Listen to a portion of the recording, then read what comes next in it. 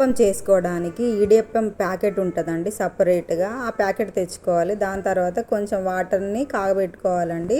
మనకి idiyappam packet open చేసుకొని మనకి ఎంత పిండి కావాలో అంత పిండిని తీసుకొని అందులో కొంచెం సాల్ట్ యాడ్ చేసుకొని ఈ వాటర్ని, వేడైన వాటర్ని అందులో వేసి మనం అప్పాల పిండి కలుపుకుంటాం చూడండి, ఆ విధంగా కొంచెం మరీ లూజ్గా కాకోకుండా కొంచెం థిక్గా కలుపుకోవాలి. ఈ విధంగా కలుపుకున్న తర్వాత మనము ఇడ్లీ పాత్రను స్టీమ్ చేసుకోవాలి. స్టీమ్ చేసుకున్న తర్వాత ఈ పిండిని, కలుపుకున్న పిండిని మనం ఆలకు వాడే పాత్రలో ఈ పిండిని పెట్టేసి మనం ప్రెస్ చేస్తే ఈ విధంగా వస్తుందండి. మనకి ఎంత ఇడియప్పం కావాలో అన్ని ఇడియప్పం సైజువి మనం ఈ విధంగా వేసుకొని స్టీమ్ చేసుకోవాలి. స్టీమ్ చేసుకుని 10-15 నిమిషాల తర్వాత దాకా స్టీమ్ చేసుకుంటే మనకి ఇడియప్పం రెడీ అయిపోతుందండి.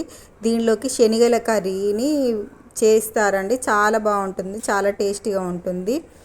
ఏదైనా కుర్మా చేసుకోవచ్చు. చిన్నపిల్లలకైతే చక్కెర, బెల్లం లేకపోతే కొబ్బరితో తింటారండి చిన్నపిల్లలు, లేకపోతే ఇది పాలల్లో వేసుకొని కూడా తింటారు. చాలా బాగుంటుంది. మీరు కూడా కంపల్సరీగా ట్రై చేయండి. ఇలాంటి